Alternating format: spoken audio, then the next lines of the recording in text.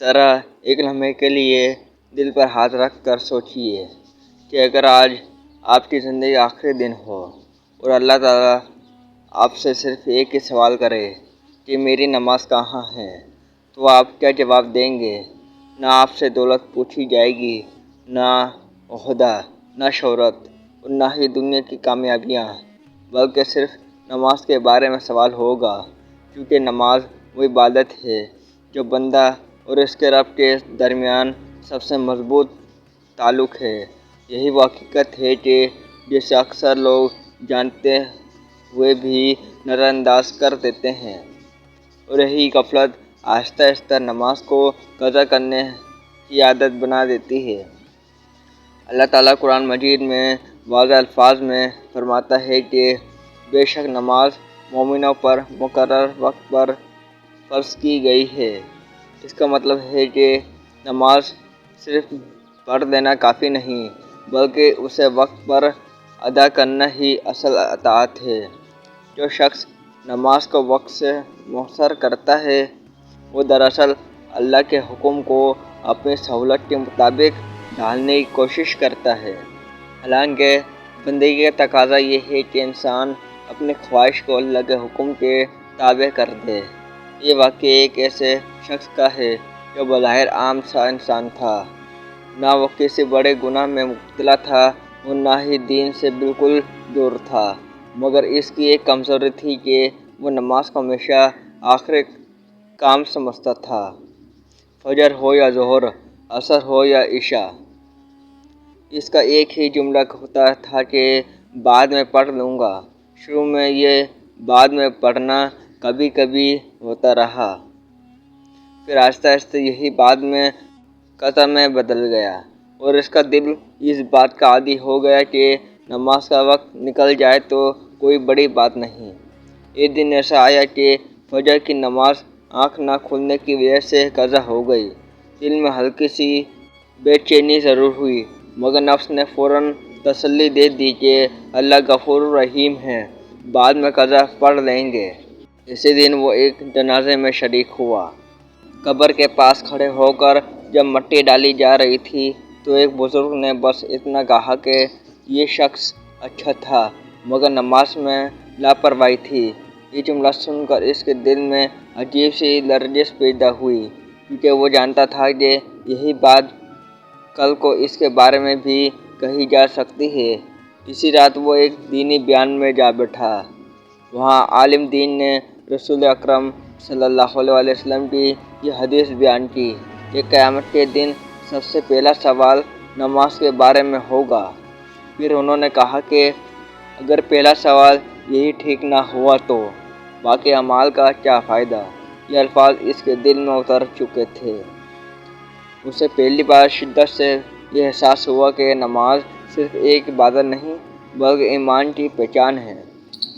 اسی رات اس نے ایک خواب دیکھا جس نے اس کی زندگی بدل دی۔ اس نے خود کو ایک تنگ اور اندھیری قبر میں پایا جہاں سانس لینا مشکل ہو رہا تھا۔ اچانک ایک آواز آئی کہ نماز کہاں ہے؟ اس نے جواب دیا کہ میں نماز پڑھتا تھا، بس وقت پر نہیں پڑھ پاتا تھا۔ جواب ملا کہ اللہ وقت کا پابند ہے، تم کیوں نہیں تھے؟ یہ سن کر وہ خواب ہی میں رونے لگا، اور اسے روتے ہوئے اس کی آنکھ کھل گئی۔ اس خواب کے بعد وہ ٹوٹ چکا تھا۔ وہ فوراً وضو کر کے سجدے میں گر گیا اور اللہ سے سچی توبہ کی۔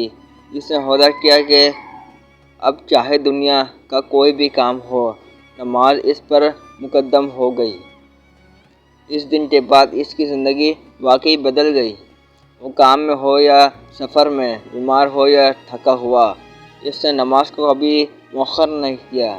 اس کے دل میں ایک عجیب سا سکون اتر آیا جو اس نے پہلے کبھی محسوس نہیں کیا تھا۔ اللہ تعالیٰ قرآن میں ایسے لوگوں کا ذکر فرماتا ہے جنہوں نے نماز کو ضائع کر دیا۔ مفسرین لکھتے ہیں کہ نماز کو ضائع کرنے کا مطلب صرف چھوڑ دینا نہیں، بلکہ وقت کی پابندی نہ کرنا بھی ہے۔ یہ آیت اس بات کا واضح ثبوت ہے کہ نماز کی حفاظت صرف اسی وقت ہوتی ہے جب اسے اس کی مقررہ وقت پر ادا کیا جا سکے۔ آخر میں بس اتنا سمجھ لینا کافی ہے، یہ نماز قضا کرنا کوئی معمولی بات نہیں، بلکہ یہ اللہ کے ساتھ تعلق کو کمزور کر دیتا ہے۔ جو شخص نماز کی حفاظت کرتا ہے، اللہ اس کی زندگی کی حفاظت فرماتا ہے، اور جو نماز کو پیچھے ڈال دیتا ہے، اس کی زندگی میں بے برکتیں آ جاتی ہیں۔ اس لیے آج ہی فیصلہ کر لیجئے کہ آپ نماز کبھی قضا نہیں ہونے دیں گے، کیونکہ ہو سکتا ہے کہ اگلی نماز پڑھنے وقت ہمیں دوبارہ نہ ملے۔ اللہ تعالی ہم سب کو نماز کا سچا پابند بنائے، اور ہمیں ان لوگوں میں شامل فرمائے جن کے بارے میں کہا جاتا ہے کہ وہ اپنی نمازوں کی حفاظت کرتے ہیں۔ آمین یا رب العالمین۔ اس شخص کی زندگی بدلنے کے بعد بھی آزمائش ختم نہیں ہوئی۔ اصل امتحان تو اب شروع ہوا تھا۔ بہت سے دن ایسے آئے جب کام کی تھکی، نیند کی شدت یا دنیاوی مصروفیات نے اسے نماز سے روکنے کی کوشش کی، مگر اب اس کے دل میں ایک خوف جاگ چکا تھا۔ وہ خوف یہ تھا کہ کہیں پھر وہی غفلت واپس نہ آ جائے جو اسے اندھیری قبر کے خواب تک لے گئی تھی۔ وہ خود سے کہتا تھا کہ اگر میں نے آج ایک نماز کو ہلکا لیا تو کل یہ عادت بن جائے گی، اور پھر ایک دن ایسا آئے گا جب نماز میری زندگی سے نکل جائے گی۔ ایک مرتبہ وہ شدید بیمار پڑ گیا۔ جسم میں اتنی کمزوری تھی کہ کھڑا ہونا مشکل ہو رہا تھا۔ گھر والوں نے کہا کہ آج آرام کر لو، بعد میں نماز پڑھ لینا، اللہ نیت دیکھتا ہے۔ یہ بات سن کر وہ خاموش ہو گیا، مگر اس کے دل میں ایک اور آواز گونجی کہ اللہ نیت ضرور دیکھتا ہے، مگر عمل کے بغیر نیت کافی نہیں ہوتی۔ اس نے بستر پر بیٹھ کر اشارے سے نماز ادا کی، اور بعد میں کہتا تھا کہ اس دن جو روحانی سکون ملا وہ صحت کے دنوں میں بھی کم ہی محسوس ہوا تھا۔ کچھ عرصے بعد اس کا انتقال ہو گیا۔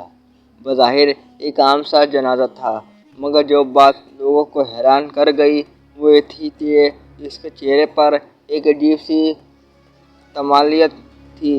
کئی لوگوں نے بعد میں خواب میں اسے دیکھا کہ وہ کہہ رہا تھا کہ اگر اللہ نے مجھ پر رحم کیا ہے تو صرف نماز کی وجہ سے۔ یہ خواب کسی دلیل کا درجہ نہیں رکھتے، مگر نصیحت کے لیے کافی ہوتے ہیں کہ نماز انسان کو کہاں سے کہاں تک پہنچا دیتی ہے۔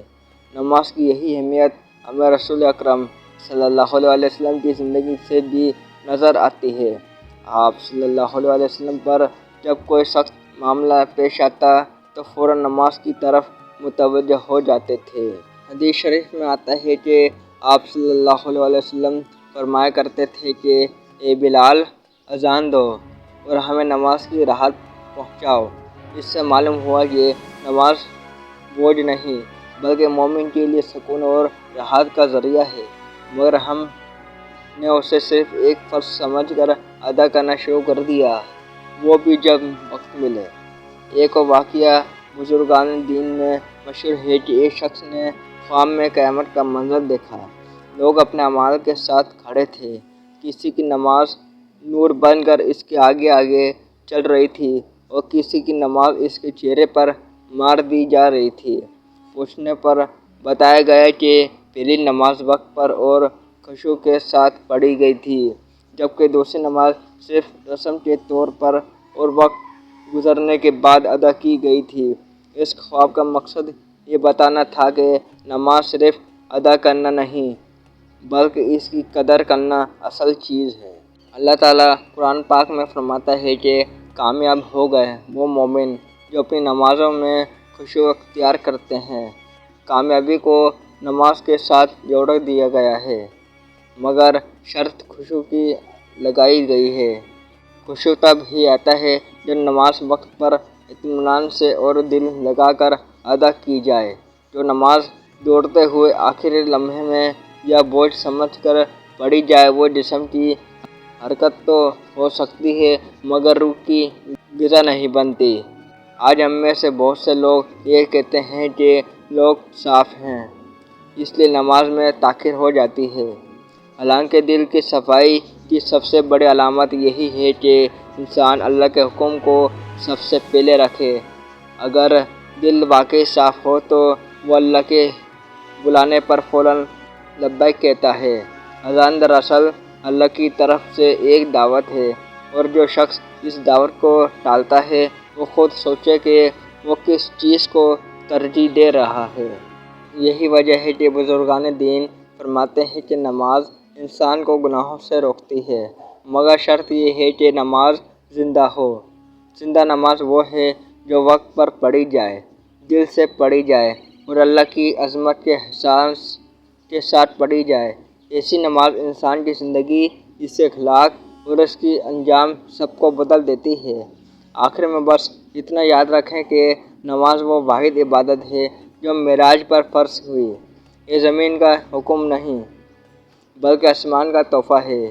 جو شخص اس تحفے کی قدر کرتا ہے، اللہ اس کی دنیا اور آخرت سنوار دیتا ہے، اور جو اس میں غفلت کرتا ہے وہ آہستہ آہستہ اپنے رب سے دور ہوتا چلا جاتا ہے۔ اس لیے آج ہی اپنے دل میں یہ پکا ارادہ کر لیجئے کہ آپ کوئی بھی چیز نماز سے زیادہ اہم نہیں ہوگی، کیونکہ نماز ہی وہ عمل ہے جو قبر میں سب سے پہلے ہمارے ساتھ کھڑا ہوگا۔ بے شک، سبحان اللہ۔